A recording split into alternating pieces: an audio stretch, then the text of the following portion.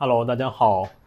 我是一心，就是很久没有跟大家隔着屏幕相见了。今天是想跟大家聊聊我近几年的感想跟经历啊。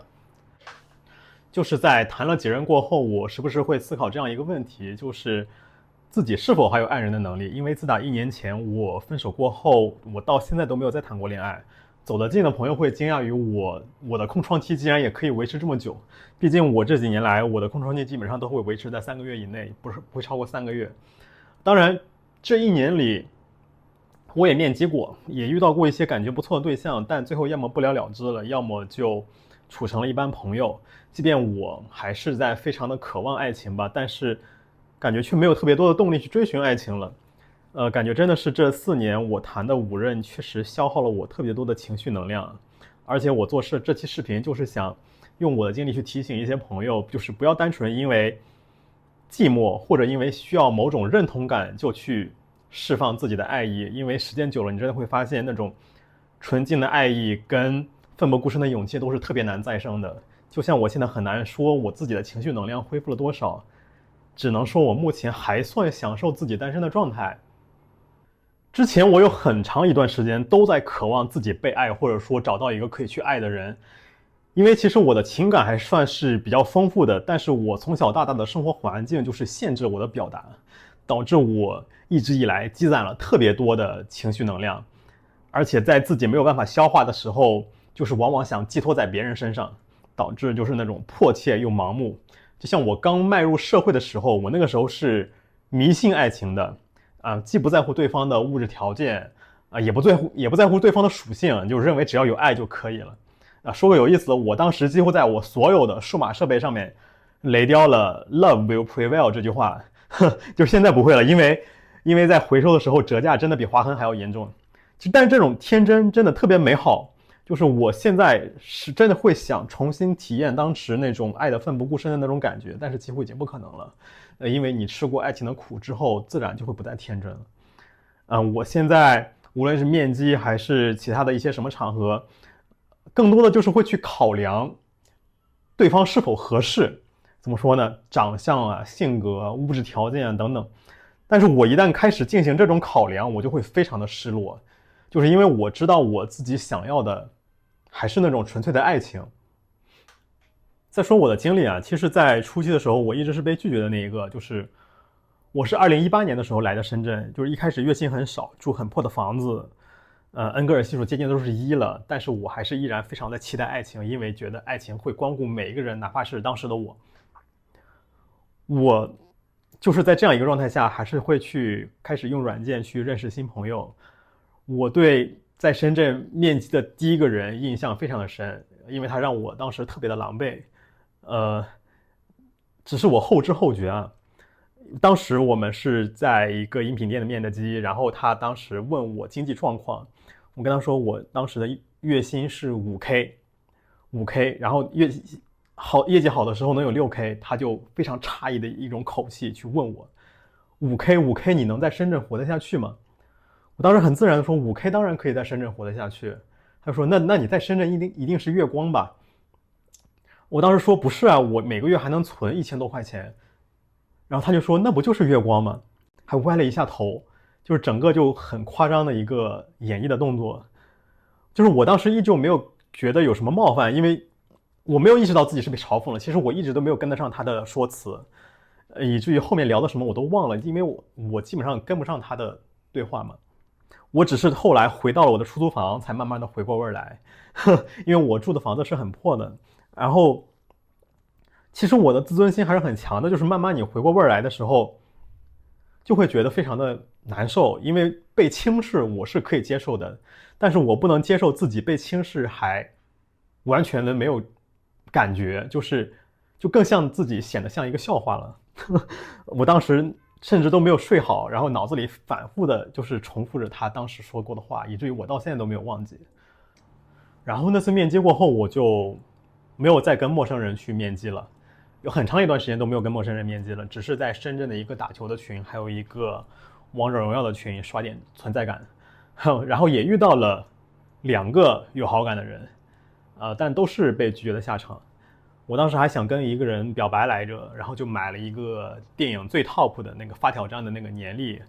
然后写了告白的信，然后又花了100多买了一对银戒指，因为我当时还觉得这个挺浪漫的，而且那个当时是看的男女对戒嘛，然后我当时就跟店家说能不能可以给我发两个男款的，然后店家还说可以，当时还祝福了我，结果没有送出去就被拒绝了。拒绝的原因当时是说我幼稚，而且对方的年纪甚至比我还小。就是哪怕是现在我也觉得这个并不幼稚，就是多好啊，能被这样告白，至少也能给一张好人卡，是不是？我现在自然是知道爱情需要建立在物质基础之上，但像我之前那样考虑甚少的，现在或许真的是不多了，因为现在大家可能或多或少都比较现实，包括我自己。但是那种人一定是有的，就是后来我就把我当时的那份幼稚挂在了闲鱼上面，然后当时是一个男生买了下来，他只是问我这个东西是纯银的吗？我说是的，然后我挂的比较便宜是因为里面刻了字，他问我刻的是什么，我说里面刻了 Love will prevail， 他问我是什么意思，我说爱是战胜一切的力量，然后他就很开心的买下来了，后来就告诉我他的女朋友很喜欢，只是觉得有点大，所以说就收起来了，怕戴了会丢。这件事情已过去6年了，然后卖戒指那个店也倒闭了，不知道是不是倒闭，反正是关掉了。然后我的闲鱼也因为骂人被封了，就好在这些记录都还留着。然后就到了2020年，那个时候我因为创业有了一点点的物质基础，然后也变得有一点自信了，然后就开始重新用软件，然后在软件上认识了一个保险男，当时见面约在了商场，就是上海的 AT Mall， 当时看长相啊觉得 OK 啊，就主动邀请他去看个电影，当时看的是《星际穿越》的重映，《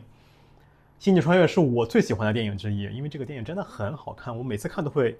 流眼泪，而且我当时在影院已经非常克制了，但还是控制不住的就眼泪就流下来了。怎么说呢，我当时在看电影的过程中就能一直的感受到他的视线，然后他看到我流眼泪的话，我真的会有些不好意思，但是他过来主动拉我的手，主动过来牵我的手，怎么说呢，就是牵手这个动作，就是如果是老夫老妻的话是真的挺浪漫的，但是第一次见面的人在那种漆黑的环境下牵手，我感觉多少还是有点问题的。但是我当时就被完全的感动住了，因为之前从来没有人主动牵我的手。然后电影结束，他又要请我吃饭，当时请的是大鱼铁板烧，他就结账时，当时花了将近500块钱，当时直接震惊了我，因为那是我第一次吃这么贵的自助啊。然后吃饭结束的时候，他又请我喝了咖啡，然后又聊了好一阵。我当时真的会因为一些这种简单的付出就认为那是爱啊，所以说当时就有一些飘飘然，就毫无保留的去跟他讲述了我过往的经历，希望他可以继续喜欢我。然后结果就是其实我完全没有对他进行一个很好的了解，但是却把自己翻了个底朝天给他。然后回到家，我就看到他给我发消息，说想跟我交往，然后我立刻就同意了。所以就很难评，最后自然也是分的特别不体面。其中最大的问题说到底其实也是经济问题，因为是第一任，我当时特别看重，就总是盲目的去维持这个破破烂烂的关系，所以说最后面也是所有问题的大爆发。其实当时他的财务问题已经很严重了，严重到那一餐大鱼铁板烧就是他对我的最大的支出，可以说是下了血本了。因为交往后没多久，我就发现其实他已经很长一段时间入不敷出了，每个月的收入是7000多块钱，但是还要住当时6000块钱月租的房子，我们的消费观念是冲突很大的。他第一次问我借钱是想要买一个 Coach 的包，说以后见客户要用，然后我就借给他，往后就是各种理由借钱，各种理由需要钱。然后他第一次带我认识他的朋友是在一个麻将馆，就很离谱。然后那一天他输了5000块钱。之后更离谱的事情后面就单拎出来再说吧，因为绝对会让各位大开眼界的。结局就是我在他们那边买了保险，损失了几万块钱，就是好在分手的时候把借给他的钱要了回来。也是很不体面，因为我威胁要把他的事情告到他的单位去，他才把钱还给我，就完事儿，把钱还给我之后他就把我删了，然后我也把他删了，就很不体面。怎么说呢？就是在现在的我看来，第一任跟第二任都是很垃圾的男人，但却是很好的视频素材，算是有失有得吧，只是亏损的那一部分更大一些。至于第二任，我就不想再多说了，因为说多了有点不舒服。之前也有说过，可以看看我往期的视频，虽然那个视频做的不怎么样，而且我跟我第二任实际上也只有1个多月的相处的时间，但是却几乎重塑了我对亲密关系的认识，也让我对开放关系这个概念敬而远之。怎么说呢？我对开放关系的观点一直都是，就是爱的语境下是催生不出开放关系这个概念的，因为爱的一个非常明显的特质就是排他。不过爱本身也是一个很复杂的情感嘛，就是我所认识的开放关系的 CP 更多的是说他们之间的感情已经上升到了一个亲情的层面，亲情之爱也是爱。我会尊重也会祝福，但是我想说的是，当我们谈论爱情的时候，更希望的是看到2个灵魂之间的共鸣吧，2个陌生灵魂之间的共鸣。那种共鸣，我觉得是会给人的心底带来触动的。但是我所听过的开放关系的故事，或者说有没有开放关系的故事能给人的心底带来触动，这个到目前我还没有听到，所以说我也不好说。怎么说呢？每个人追求的爱是不尽相同的，每个人追求的生活也是不尽相同的。开放关系我也不说它有什么不好，每个人选择在自己舒服的环境下生存是完全没有任何问题的，每个生活方式都值得被尊重。但是我反对什么呢？我反对一切那种论调，就是说你相处到最后就是开放关系，或者说你不接受开放关系是因为你没有经历过长久的恋爱关系，这种的话我是100%反对的。而且我非常极其的确认我的第二任就是个傻逼人渣的原因，就是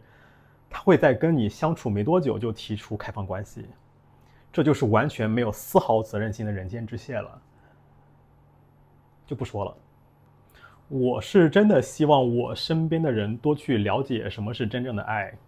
我会对这种怎么说呢，不太好的人倾心，完全也是因为自己当时不知道什么是真正的爱。就像我第一次被别人在脖子上面种了草莓，我就美滋滋的照镜子照了很久，认为那个就是被爱的证明。怎么说呢，可能就是没有真切的感受到那种被无条件的爱的感觉吧。就是我也不想说是什么原生家庭的问题，因为我觉得我的父母也是被上一辈摧残过来的人，就是我在他们的认知体系里也会觉得他们是没错的。但是一个令人难过的事实就是，当一个人习惯了一个不健全的相处模式的时候，在一个正常的相处模式里，他反而会觉得不自在，然后选择逃避。就像我也遇到过一些怎么说真正对我好的人，但是那种关系反而会让我觉得不自在，然后反而我就拒绝了别人。不过好在我的这个行为模式已经一点点在改变了，就是在我意识到这一点之后。不过这里要声明的是，就是我的父母对我就是无条件的爱，只是他们受雇于老一辈的传统，或者说儒家文化吧，就是跟大部分的中国父母一样，他们是不懂得表达，或者说羞于表达的。我难受的点只在于，就是在我知晓并理解他们无条件的爱的时候，我已经长大了。但是行为模式跟认知模式往往是在孩童的时候经历的，好在现在还不算太晚。在此还是感谢我的心理咨询师。到了第三任就是唯一一段我觉得有一些愧疚的关系。对方是一个小我5岁的男生，我们也是打羽毛球的时候认识的，他真的很纯情，然后也是主动跟我告白的。我当时犹豫了一下，但最后也同意了。一方面我真的很需要这种单纯的被喜欢，另一方面他也是我喜欢的类型嘛。但是最终没能避免的一个问题就是我们没有办法互补。简单来说那就是撞号了。一件很难崩的事情就是我的前3任全都是撞号了，都没有那个什么生活，只是我当时没有在意。因为我到第3任真的是发现自己真的是确实是没有能力完全作为一个照顾他人的存在。虽然我喜欢照顾别人，去释放自己的爱意，但是我也同时希望被照顾，然后收获一部分的爱意。但是呢，那个小男生他真的内敛又青涩，就是我能感觉到他喜欢我，但是跟他相处的过程中呢，我总觉得是自己一个人在忙活，吃什么玩什么做什么完全都是由我来规划，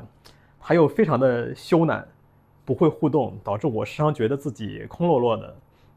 当然我最后做的也很差，我做的很差的一点就是我把分手的责任推给了他。其实当时是我自己想要分手的，但是我又不想自己说出口，因为觉得自己接受了别人的告白，把别人接纳了，然后又抛弃了，是一个很不负责任的行为。但是推卸分手本身就是不负责任的一个行为。我当时趁着喝了点酒，我就怎么说呢，就鼓起点勇气跟他说什么我也希望被照顾，然后他好像就一瞬间就理解了我的意思，然后找了个机会提了分手。这件事情在我这里一直挥之不去，就是因为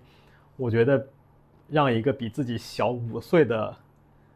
男生去承担这个责任真的也挺没种的，然后而且出于这份愧疚，我目前到现在也一直没有跟他断联，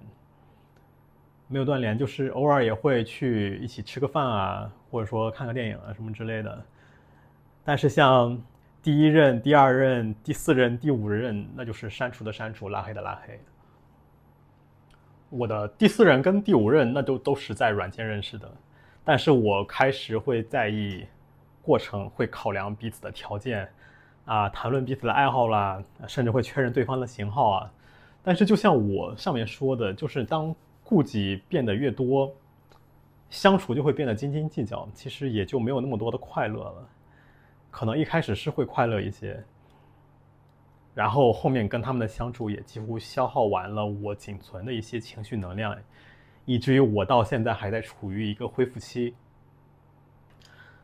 虽然我也不太想这么说，但是第4任跟第5任在本质上其实还真的是同一类人。用我的话说呢，就是天龙人，就是他们都是长期处在一个社会高位上的，然后会衍生出各种各样的任性。像我这种小时候从小谨小慎微生活的人是理解不了的，我就时常跟个下属一样，需要去猜测他们的想法，去顺从他们的意志。就是还有一个有意思的点，就是他们一开始画的饼甚至都很相似。第4任一开始说要带我去海外结婚，第5任则是说新西兰有一个非常适合办婚礼的地方。就是我听到这样的话，当时是会瞬间沦陷的，因为在我的认知里，结婚在中文的同志圈里应该算是一种顶级的浪漫了。就是跟第4任、第5任的相处，一开始是真的很甜蜜的，因为我甚至都觉得自己被宠上了天。但彼此熟悉了之后，往后的相处过程其实是很累的。比如说第4任就是完全需要以他说的为准，然后我就很难跟他进行一个有效的沟通。第5任的话怎么说呢，如果我在他面前表现的不够精明，他就会非常的不耐烦，因为他是那种极其厌蠢的那种人。跟第4任相处的时候，因为觉得彼此地位悬殊，所以说我就不太敢发表意见，把所有的事情都憋在心里。但到了第5任的时候，其实我就已经可以表达一些相处过程中我一些不舒服的点了，但是还是有所顾忌，因为觉得说了太多会影响感情。然后当时跟第4任闹僵的时候，当时他说什么我们先彼此冷静半年，先以朋友的身份相处，如果半年之后我们还对彼此留有好感，那就继续在一起。我一开始甚至觉得没有问题，但是越想越觉得不对劲。就是当我意识到这句话其实是非常自私的时候，我就没再给他发消息了，就是别说半年了，其实1个月就冷静下来了。即便如此，跟第4任的分手依旧使我非常的痛苦了很久，甚至会让我失眠。但是我痛苦的根源是我当时在怀疑自己是否值得被爱，因为这已经是第3次了，就是明明是对方主动追的我，然后却又率先放手，然后究竟是他们的问题还是我自己的问题？我当时就特别想知道这一个答案。也特别想知道我自己究竟是一个怎么样的人，所以说我当时就选择去找了一个心理咨询师。与此同时，我又迅速的下载回了社交软件，然后想寻找到下一任去验证我自己。事实证明，前一个决策非常的正确，就是找心理咨询师，但是后一个呢，就真的不够明智，也让我体会到了第4次非常不愉快的分手。我当时确实是有一点点魔怔了，然后跟第4任分手之后，就是萎靡不振的，然后朋友就叫我去喝酒。当时一个朋友跟我说，我应该休息1年，去跟不同的人做爱，好好确认自己需要一个怎么样的关系，否则再怎么谈都没什么结果。我当时没有理解，只是答应着。然后喝完酒半个月，我就跟他说，我又谈了一个男朋友，然后他说我是妓女。确实，我第4任跟第5任之间的间隔也是最短的，几乎是无缝。间隔大概就只有1个月，之前好歹还会隔个3、4个月。我当时还问我的心理咨询师，这样算不算有什么大病？他倒是没有说这是好是坏，他说如果这样能让你好受一些的话。就是我对我的咨询师是完全的坦诚，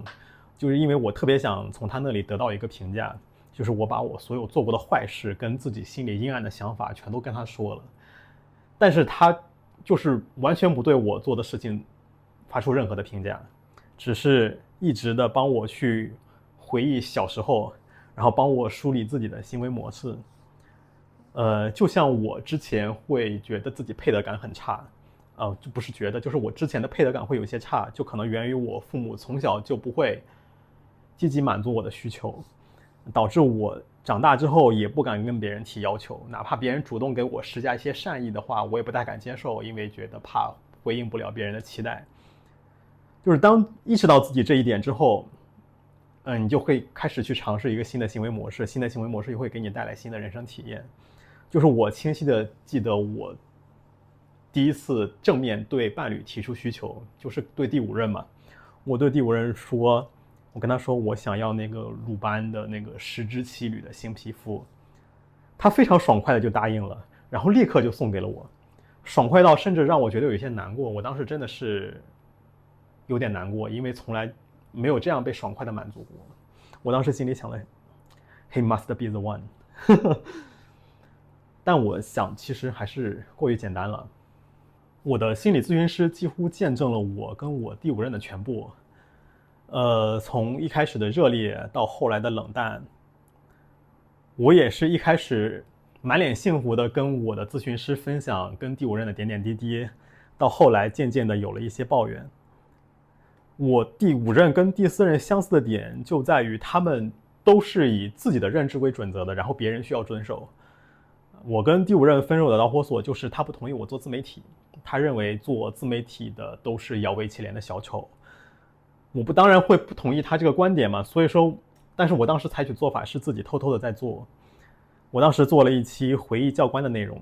也是我目前讨论度最大的一个作品，当时真的是评论啊消息不断。然后他就发现我在乐呵呵的回复网友的评论，就得知了我正在做的事情，并且立刻就把我做的事情等价于不忠。我当时挺难过的，真的是很难过，因为我觉得这明显是2个本质不同的问题，它就等价起来了。但是我跟他说，我可以改变我做视频的形式，我后面只是讲我的故事。但是呢，他不同意，他要求我把之前所有的视频全都删掉。那么我就坚决不同意，我觉得那是我尝试新事物的第一步。他说这是原则问题，原则问题让我自己看着办。看着办的话，那我就第一次否定了他，也是我最后一次否定他了，因为我采取的方式就是分手。因为他是精英嘛，我觉得他也是确实是人上人，所以说我就习惯了以他说的为准。但是我也希望自己能被看到，也希望自己被认可。你像我吃东西如果掉渣了，他就会生气，即便我会打扫。我出门找钥匙超过了10秒钟，他就会生气，即便我第20秒就会找到这个钥匙。说起来真的是有点可悲的，就是我们相处了1年半了，但是我在他身边需要时刻保持警惕。怎么说呢？就是生怕一个不经意的举动就会让他不开心。就是我真的是希望我自己在独处的时候是什么样子，在他面前就可以什么样子。但是这个最终极的需求，我在他面前最后也没有提出来。这或许就是我做的不对的一个地方。我们当时是这么沟通的，就是我说自媒体是我难得有一个想法想去认真的尝试的一个课题，而且我认为互联网是可以孕育出很多机遇的，我可以靠这个成长也说不定。如果这种事情算是踩到你的红线的话，那我们之间可能就只能到这儿了。当时他听到我说这个的时候，几乎是一瞬间就变得有些恼怒，因为我觉得他可能之前从来没有这样被别人否定过，因为可能别人都是觉得他是对的。然后我们掰扯了一段什么是原则问题过后，他就把我拉黑了。因为我直到最后都还试图想让他理解做自媒体其实是一件好事，但是他坚持己见，就是我根本都说服不了。就是有那么一瞬间，其实我是有一些后悔提出分手的，因为真的是有一些不舍，毕竟1年半是我这几年来相处最久的一段感情，也可能是带着一些不甘。接着就是又有了一种心里被挖出去一块的感觉，然后开始有一些跟第四任分手时候相同的有些感觉，就是那种萎靡不振。但是我这次振作起来非常的快，因为我觉得可能3天不到我就重新振作起来了，真的3天不到。但我当时并没有觉得很快振作是一件好事啊，甚至担心自己是因为麻木了。但是后来还是意识到自己的确是只是需要休息一下了。到现在我也单身快1年了，期间也是按照我那位朋友说的一样，就是去跟不同的人面基，然后也不着急着去确认关系，真正去了解被了解。我也希望别人能在了解我的一些缺点之后依然喜欢我，毕竟缺点也是一个人特质的要素嘛，就是不同的缺点塑造了不同的人嘛。我希望别人会因为我的一些特质去喜欢我，而我也能在看到对方的一些软弱阴暗面之后也能够义无反顾。当然这些还是有些想当然了，实际上肯定没那么容易的。但是总的下来，我觉得单身其实还蛮爽的，就是我不用再蹑手蹑脚的吃饭，也不用刻意去记钥匙的位置，我也可以去随心所欲的发表自己的观点，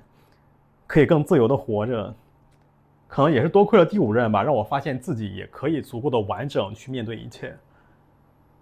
怎么说呢？所以说我到现在还在认为我还是有爱人的能力的，只是说这个能力需要更慎重的去发动。毕竟这个技能真的使用一次就会延长更多的 CD 啊，真是怕下次使用过后又会延长个3、5年之类的。所以说恋人还是要非常慎重的去选择的。也是用我的经历去提醒大家嘛，就像我开头说的一样。本来只是想简短的叙述一下自己的过去，然后发表一些简短的看法，结果又絮絮叨叨说了几十分钟。非常感谢大家能够听到这里啊。